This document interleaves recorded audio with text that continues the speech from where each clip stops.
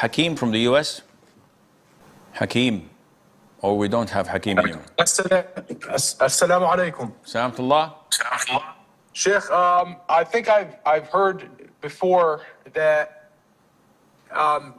rear entry penetration in our religion is, obviously it's very sick, but I heard that it was the equivalent of black magic or something like that. So is it a form of kufr? There is a hadith that states it is kufr. However, scholars like Ibn Taymiyyah, may Allah have mercy on his soul, differentiated between the hadiths that have the definite article al-kufr and the one that doesn't, kufr. So when the Prophet says, alayhi salatu wasalam, O women folk, give charity, for I have seen you the vast majority of the population of hellfire. They said, why? He said, due to your kufr. He did not say, due to al-kufr. No, he said, due to your kufr. And he defined that by not being grateful and showing you gratitude to your husband. So that's not blasphemy, it's a major sin. Likewise, wailing and slapping the face and tearing the clothes and pulling the hair when mourning a deceased is part of niyaha and kufr. It's not blasphemous, it is a major sin. So Ibn Taymiyyah said that the sins associated with the word kufr are a major sin. And those associated with al-kufr, this is major disbelief and kufr and apostasy and the likes. So I hope this answers your question. Nabida from Bangladesh. Assalamu alaikum wa rahmatullahi wa barakatuh, Sheikh. Assalamu alaikum wa barakatuh. I have two nighties with teddy bear image and Doraemon image. Is it permissible to wear them? And if not, what should I do with them? You have to what? Nighties, night dress. Okay, with what? Teddy bear image and Doraemon image. The second one is what?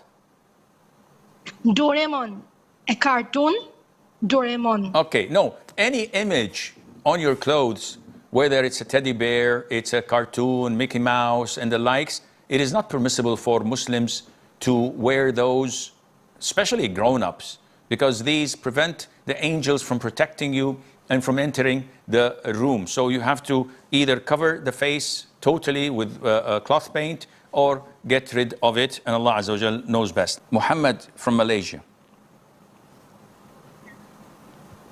Assalamu alaikum, Sheikh. Alaikum salam.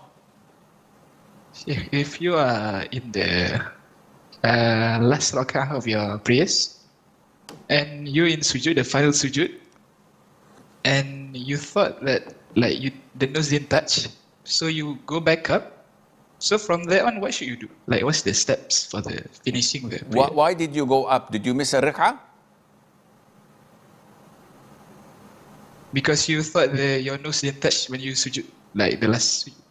No, this is from shaitan. How long you've been praying, Ya Muhammad? 5 years, 10 years, 15 years? Yeah, a long time, Sheikh. No, yeah, 15. 15 years. 15 years.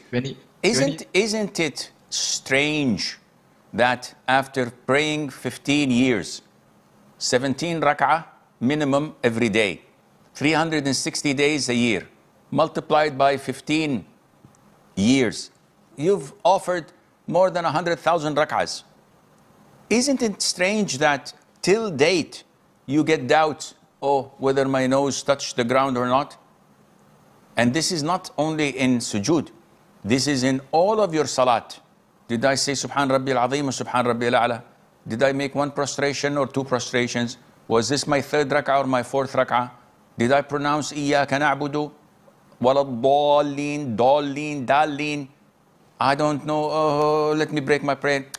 This is a pattern, and it's obvious that shaitan has taken control over you. And now, unfortunately, this is impacting your whole life. And the worst part is, you're failing to find the sweetness of salat. You're not enjoying salat. It is becoming a burden on your shoulders, which will develop soon, unfortunately, into resenting salat, resenting the religion. Be careful. This is what shaitan is doing to you.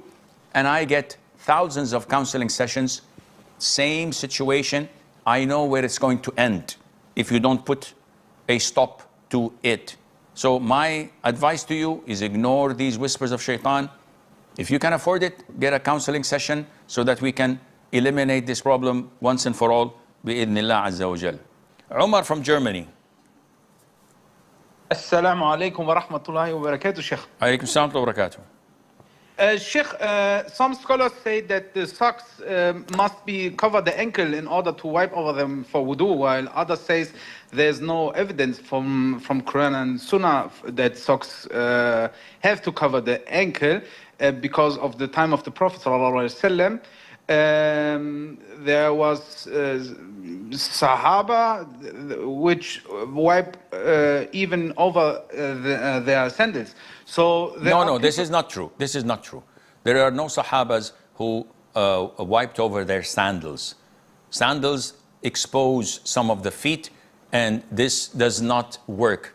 Those who say that the socks do not have to cover the ankles have no proof.